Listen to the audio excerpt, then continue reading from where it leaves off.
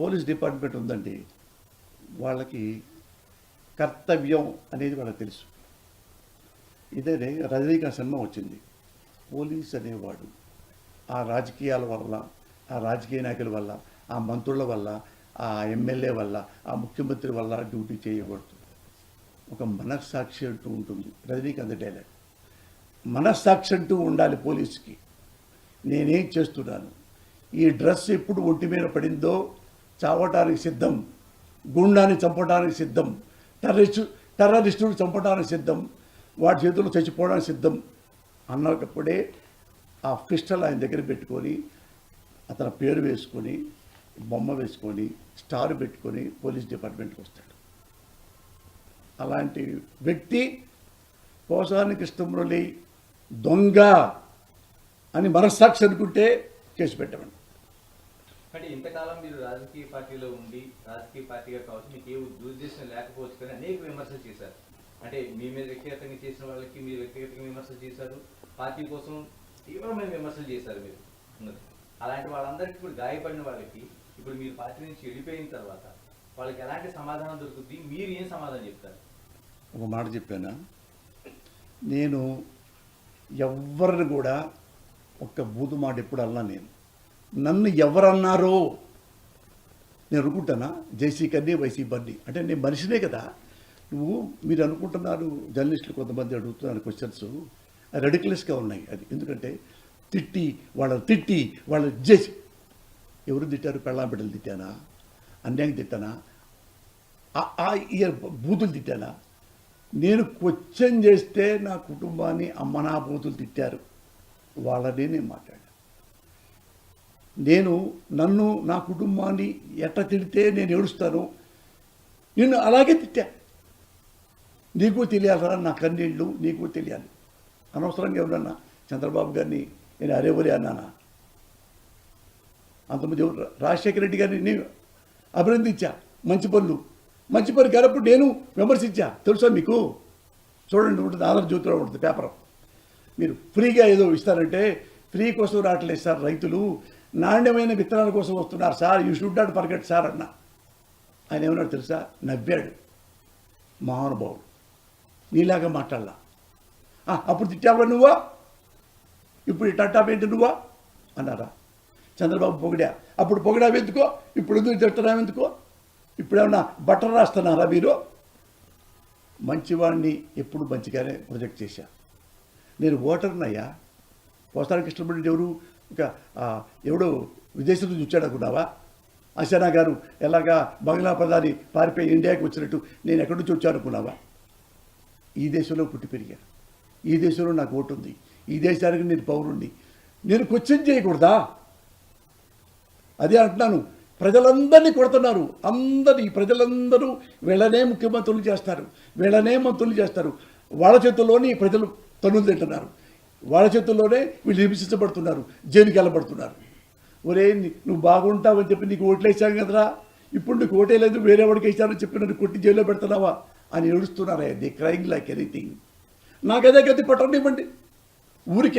ఊరికే పోసాని కృష్ణమురళి ఊరికే బలుపుతో వీళ్ళని తిట్టాడు అని ఒక్కటి చెప్పండి అన్న. ఇప్పుడు రాజకీయాలు మానేసే కదా, ఇప్పుడు ఈ కుటుంబం కూడా మానేసి ఈ రాష్ట్రం నుంచి వెళ్ళిపోతాం. దానికి శిక్షగా నువ్వు అన్యాయంగా తిట్టావు, అన్యాయంగా విమర్శించావు అని మీరెవరన్నా ఒక్కరన్నా ఏ జర్నలిస్ట్ అయినా వచ్చి చూపించబరు. నేను అది కన్విన్స్ చేయలేకపోతే నిజంగా నేనే ఒళ్ళు బలి చేశాను అంటే మా అబ్బాయిల్ని నా భార్యని కన్విన్స్ చేసి ఇక్కడ అన్ని ఆస్తులు అమ్ముకొని లేదా అద్దెకించుకొని వేరే రాష్ట్రానికి వెళ్ళిపోతాను. నా మొహం చూపించడానికి నేను చచ్చిపోయేదా. ఎప్పుడు తప్పు చేయలేదు నాన్న, ఎప్పుడు తప్పు చేయలేదు. నేను క్వశ్చన్ చేస్తా, అడిగే హక్కు ఉంది, విమర్శించే హక్కు ఉంది. నా విమర్శకి మీరు అమ్మనాపుతులు తిడితే కదా మరి నేను రెస్పాండ్ అవ్వాలి. నువ్వు అమ్మనాపులు తిడతావా? అది తిట్టకండి నా అన్న అంటావా? గాంధీ గారు ఎట్టు కొట్టి ఎట్టు కొట్టబడ్డా అంట. నేను గాంధీని కాదయ్యా, పోసాని కృష్ణమురళి ఒక మనిషిని, గుడ్ హ్యూమన్ బీయింగ్ని. నాకు నవ్వు వస్తాయి, నాకు ఏడుపు వస్తాయి, నాకు బాధ వస్తుంది, నాకు సంతోషం వస్తుంది. ఎప్పుడు బాధ వస్తుంది? అన్యాయంగా మీరు తిడితే. నాకెందుకు కోపం వస్తుంది? అన్యాయంగా తిట్టావు కాబట్టి మిమ్మల్ని అన్యాయంగా తిడతా. బాబుని చెప్పను, మరి నేను ఇంత ఇంత ఇంత తిడతాను, ఇంత బూతులు తిట్టాను అని నేను అగ్లీ ఫెలోని అనుకుంటే నారా లోకేష్ బాబు నన్ను ఎందుకయ్యా టీడీపీలోకి రమ్మంటాడు? నన్ను ఎందుకు రమ్మంటాడు టీడీపీలో? చెప్పండి మీరు. మీరు ఇంతమంది ఉన్నారు మహానుభావులు, పండితులారా, ప్రగండులారా, ప్రజ్ఞావంతులారా, ప్రబుద్ధులారా, అందరి ఐఎమ్ ఆస్కింగ్ యూ. నేను జగన్ గారి సపోర్ట్ చేస్తున్న రోజుల్లోనే వాళ్ళు ఇంకా ఆ ఎలక్షన్లో గెలవకు ముందే నన్ను 2 సార్లు అడిగారు. ఈ మధ్య కూడా అడిగారని తెలిసింది సార్. అదే ఆయన పిఏ చైతన్య నా ఫ్రెండ్ టీవీ నైన్లో పనిచేసేవాడు. వేస్తే నేను అన్నాను, నేను పార్టీలు మారటానికి నేను పదవులు నాకు వద్దు నాన్న, అదేమి లేవు.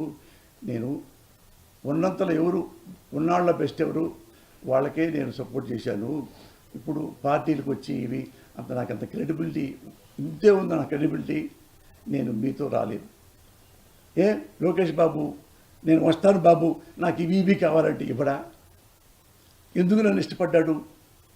పోసాల్లో ఏదో ఉంది, ఆనెస్ట్ ఫెలో, బాగా మాట్లాడతాడు, నిజాయితీపడు, లంగా పనులు చేయడు అని కాబట్టే కదా లోకేష్ బాబు నన్ను చూజ్ చేసుకున్నాడు. ఎవరు చూసుకుని ఇంతమందిలో ఎవరు చూజ్ చేసుకున్నాడా? వైజీపీలో నన్ను ఎందుకు చూసుకున్నాడు? పోసారన్నా ఎలా పదండి, ఒంటూ బాగాలేదు ఆయనకి. పోసారన్నా మరి ఎందుకు నాకు కరోనా వస్తే ఎందుకు నన్ను అడిగాడు పోసానికి ఎలా ఉంది చూడని? నేను నచ్చబట్టి. ఎందుకు రావాలనుకున్నాడు నన్ను పార్టీలోకి? నేను సిన్సియర్ కాబట్టి. సర్టిఫికెట్ వాళ్ళే ఇచ్చారు, డెత్ సర్టిఫికెట్లు కూడా వాళ్ళే ఇస్తున్నారు. మరి నేనేం చేయగలను గణేష్? నువ్వేమన్నా చెప్పు, నేను ఎప్పుడూ అన్యాయంగా ఏ ఒక్కడిని మీరు ఎవరు అడగక్కల్లా. ఎప్పుడన్నా నారా చంద్రబాబు నాయుడు ప్రెస్ పెడితే ఒకప్పుడు మిమ్మల్ని బాగా అభినందించానంట కదా సార్, ఫుల్ పేజీలు కూడా రాశాడంట కదా. మన ఫుల్ పేజీలు నా డబ్బులు 2 లక్షలు ఫుల్ పేజీ వ్యాసం రాశా బాబు గారి గురించి. చూడండి, మీరు కనుక్కోండి కావాలండి. మరి నేను డబ్బుల కోసమా ఆయన అడిగాను, పోయి ఆయన బట్టి తిరిగానా? జై బాబు అని ఉన్నాళ్ళలో బెటరు అభినందించాను. ఇప్పుడు ఉన్నాళ్ళలో బెటరు జగన్కి సపోర్ట్ చేశా. అందరిలో కంటే బెటరు నరేంద్ర మోడీ గారికి, ఆయనకి ఓటేశా. తెలంగాణలో ఆయన తెలంగాణ తెచ్చాడు కాబట్టి ఆయనకి అర్హత ఉంది కాబట్టి కేసీఆర్కి ఓటేశా. మరి కేసీఆర్ కూడా విమర్శించాక కొట్టాడా? కేసులు పెట్టాడా? కేసీఆర్ని పొగిడా, నా ఇంటికి తీసుకెళ్ళి నా డబ్బులు ఇచ్చాడా? నేను ఓటర్లాగా ఓటర్ అనేవాడు కూడా వాడికి నమ్మించి వాగ్దానం ఇచ్చి ఓటు తీసుకున్న తర్వాత వాడు తిట్టడం ప్రజలు తిట్టున్నారుగా, మన ఇళ్లలో చూశారుగా. అట్లా నేను మాట్లాడాను తప్ప వ్యక్తిగతంగా బాబుని కానీ వ్యక్తిగతంగా కూడా తిట్టాలని కానీ నేను ఎప్పుడు నేను తప్పు చేయలేదు. మీరుంటే మీరే చెప్పండి వరుసగా. ఇదిగో ఇక్కడ మాత్రం నువ్వు ఒళ్ళు బలిస్తే వాడతారావయ్యా నువ్వు, ఎవరో మెహర్బానీ కోసం. ఎవ్వడం మెహర్బానీ కోసం నేను ప్రెస్ మీట్ పెట్టను నాన్న. ఎవడు అడగండి నన్ను బాబు అడిగాడా ప్రెస్ మీట్ పెట్టమని? జగన్ అడిగాడా? మోడీ అడిగాడా? కేసీఆర్ అడిగాడా? పోనీ చెప్పండి. ఎందుకు అని పొగిడితే పిలుస్తాడనే అది కూడా చెప్పండి. నన్ను అడిగారు చాలా పార్టీల వాళ్ళు. నాకు ఎమ్మెల్యేలు అటు నాకు ఇష్టం లేదండి. డబ్బులు నా దగ్గర ఉన్నాయండి, 100 కోట్లు పైగా సంపాదించుకున్నానండి. నా డబ్బక్కర్లా పదవక్కర్లేదని చాలాసార్లు తెలుసు. నారా లోకేష్ బాబే మీకు సాక్ష్యం. నారా లోకేష్ బాబు సాక్ష్యం. మీరు మరి ఏమి ఆశించినోడు నాలాంటి వాడు మాట తీసుకోలేరా మీరు? దానికి తిట్టాలా? దానికి కోర్టులో కేసు వేయాలా? నేనేమన్నా దేశద్రోహినా? కబ్జా చేశానా? కిడ్నాప్ చేశానా? రేప్ చేశానా? తలకాయ పగలు కొట్టానా? ఎవరైనా పొడిచానా? ఎవరు కిడ్నాప్ చేశానా? మీరు చెప్పండి. ఏ దొంగతనం చేశాను? ఏమీ చేయకుండా నీతిగా బతికేవాడిని మీరు కూడా ఇంత బురద. అయినా ఐ డోంట్ కేర్. నిజంగా న్యాయస్థానం నేను నమ్ముతా, పోలీసులు నేను నమ్ముతా, రెస్పెక్ట్ ఇస్తా. ఇప్పుడు కాదు, ఎందుకు చెప్తున్నానంటే కాకాపట్టానికి కాదు. నా దగ్గర గన్మ్యాన్గా పోలీసులు ఉన్నారు నలుగురు, ఎన్నో సంవత్సరాల నుంచి ఉన్నారు. ఒక్క పోలీసు పేర్లని చెప్తా, పర్సనల్గా ఎంక్వైరీ చేసుకోండి. ఎలాంటి వాడు, ఎడమెంటా, యారగంటా, చీఫెస్ట్ ఫెలో ఉన్నా, నేనేం తింటే వాళ్ళకి అదే పెడతా. నా కారులో కలిసి వెళ్ళిపోతాం. అందరికి ఏ వ్యవస్థ అయినా నేను రెస్పెక్ట్ చేస్తా. జర్నలిస్టుని మంచి వాళ్ళకి పాదాపు వందనం. నన్ను అన్నప్పుడు నేను అనకూడదా? నేను అన్నా. మీరు ఆఫ్ ద రికార్డ్ తిట్టుకుంటారు, నేను తట్టుకోలేక రికార్డుగా తిడతా. ఇంతే తప్ప నాలో ఏమున్నాయి దాచిపెట్టుకోవడానికి, నాలో ఏమున్నాయి నన్ను చంపడానికి, నన్ను అరెస్ట్ జైల్లో పడేసి జైల్లో తిప్పడానికి ఏమున్నాయి నాలో? అంత దుర్మార్గం ఏముంది చెప్పండి?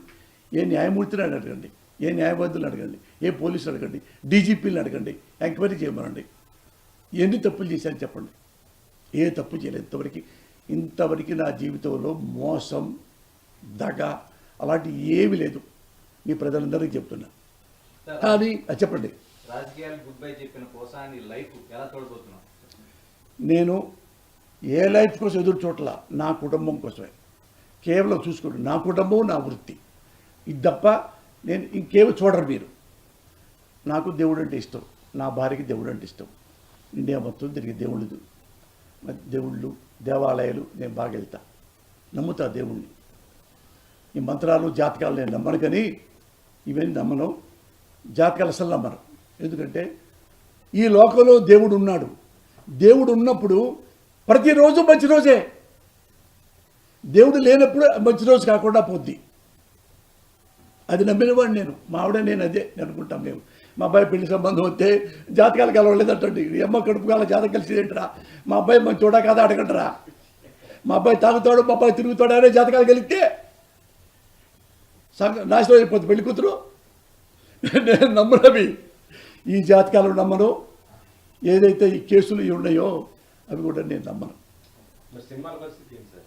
నెక్స్ట్ మరి మీరు రైటర్, మంచి రైటరు, మంచి నటులు, ఇటు మరి ఏం చేస్తారా? ఇక మరొకసారి మీకు స్టేట్మెంట్ చెప్పి, ఇక లైఫ్లో ఏ రాజకీయాల గురించి నేను వెళ్ళను.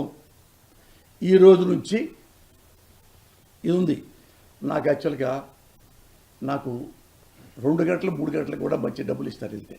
ఇప్పుడు నేను డింగ్ డాంగ్ ప్రోగ్రాం పెట్టా, అది కూడా రాజకీయ సంబంధమైంది కాబట్టి ఈ రోజు నుంచి దాన్ని కూడా నేను వెళ్ళాల. దాని కూడా నేను వెళ్ళను. సాక్షి వాళ్ళకి మీ పాదాబద్ధత నన్ను క్షమించండి. ఎందుకంటే రాజకీయాలు అనేవి నా నోటు ఇక నేను పరకదలుచుకోలేదు. అందులో నా డబ్బులు వస్తున్నా కానీ వద్దు, నాకు డబ్బులు ఉన్నాయి సార్. కాకపోతే మీరు చెప్పారు, నేను వచ్చాను, మిమ్మల్ని నమ్మించాను. ఇది నేను వస్తాను సార్ అంటే మీరు పెట్టారు పాపం, అది నా తప్పే. నేను ఒక సడన్గా ఈ నిర్ణయం తీసుకోవడం వెనక నా కుటుంబం ఉంది. దయచేసి నా కుటుంబాన్ని నన్ను మన్నించి ఇంకొకళ్ళు పెట్టుకోండి. నేను ఈ రోజు నుంచి డింగ్ డాంగ్ ప్రోగ్రామ్కి నేను రావటం లేదు. జగన్ గారు, మేడం గారు, మీకు కాళ్ళకి నమస్కారం పెడతా. నన్ను ఒక అన్నలాగా, ఒక తమ్ముళ్ళలాగా ఎంతో ఎంతో ఎంతో ప్రేమగా, ఒక ముఖ్యమంత్రి ఇంత ప్రేమిస్తాడా? ఒక ఓటర్ని, ఒక పౌరుణ్ణి అన్నంతగా నన్ను ప్రేమించారు. అదొకటి అన్నా, నన్ను క్షమించు. ఎందుకంటే వీటన్నిటికంటే నా బిడ్డలు, నా భార్య. ఎప్పుడు 24 గంటలు నా భార్య భర్తల్లో ఉండలా. అప్పుడు డబ్బుల కోసం, అప్పుడు నిరుపేద అయినప్పుడు పేదవాడిని, పూరి గుడిసెలో ఉన్నవాడిని, సినిమాలో టికెట్లు అమ్ముకునేవాడిని. అలాంటి అప్పటికే డబ్బులు లేక పెళ్ళైన తర్వాత కూడా అప్పుడు నా భార్య బిడ్డల్ని సరిగ్గా చూసుకోకుండా 24 గంటల సినిమా డబ్బులు సంపాదించిన తర్వాత మన రాజకీయం పాపం నా భార్య, నా పిల్లలు ఇంత కూడా నన్ను ఇప్పుడు కామెంట్ చేయలేదు. ఎంత అదృష్టవంతుడి, సేమ్ టైం అంత దురదృష్టవంతుడి. నా కొడుకు చెప్పిన తర్వాత నా గుండె పగిలింది. ఇది మించి ఇది అబద్ధం అని చెబితే నేను ఇక్కడే కూర్చుంటా, డబ్బు లేనే ఇస్తా, నార్కో టెస్ట్ చేయండి మీరు కావాలంటే. అంతవరకు నేను చెప్పగలను. ఏం బ్రేకింగ్ పెట్టాలో అర్థం కావట్లేదు. బ్రేకింగ్ లైన్ చెప్పరా? రాజకీయాల నుంచి తప్పుకుని పోసాయన వైఎస్ఆర్ కాంగ్రెస్ పార్టీకి రాజీనామా చేసి పోసా అన్నా, లేదా జగన్కి రామరావు చెప్పి పోసాయని అన్నా ఏం పెట్టుకుంటారు? ఒక్కసారి నేను చెప్పాను, నా పట్ల జగన్ గారు ఎలా ప్రేమించాడో మీకు తెలుసు. సేమ్ టైము నారా చంద్రబాబు నాయుడు గారి గురించి కూడా ఆయన నన్ను ఇప్పుడు విమర్శించినప్పుడు కూడా నన్ను ఏమైనా చేయొచ్చు, చేయలే.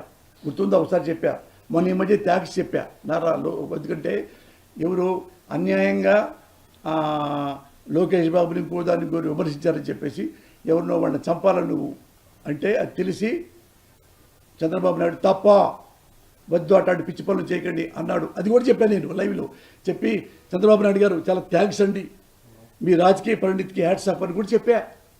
మంచిగా ఉన్నప్పుడు ఎప్పుడు చెప్తా, మరి తప్పులు ఉన్నప్పుడు చెప్పరా, తప్పులు ఉన్నప్పుడు చెప్పరా.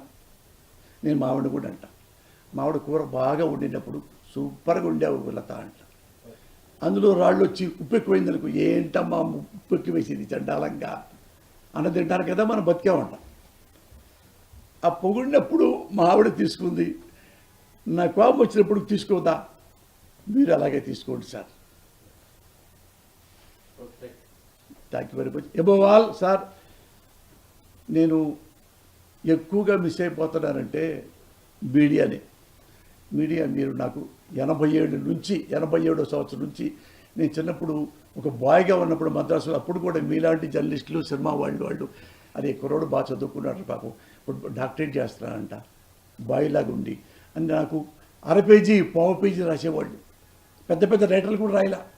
వాళ్ళందరికీ పాదాబంధం చేస్తున్నా. మీ అందరు ఎంతో నన్ను ఎప్పుడు ఏ కులం, ఏ మతం, ఏ పార్టీ చూడకుండా నన్ను ఎప్పుడూ అభినందించేవాళ్ళు. నన్ను అభినందించేవాళ్ళు T5లో ఉన్నారు, ఏబేనాంధ్రలో ఉన్నారు, అన్నింటిలో ఉన్నారు, ఈనాడులో ఉన్నారు, అందరిలో ఉన్నారు. అందరికీ నేను మెప్పించినా, ఒప్పించినా, నొప్పించినా సరే, నొప్పించానుకుంటే క్షమించండి, ఒప్పించానుకోండి, అభినందనలు తెలియజేయండి. God bless you.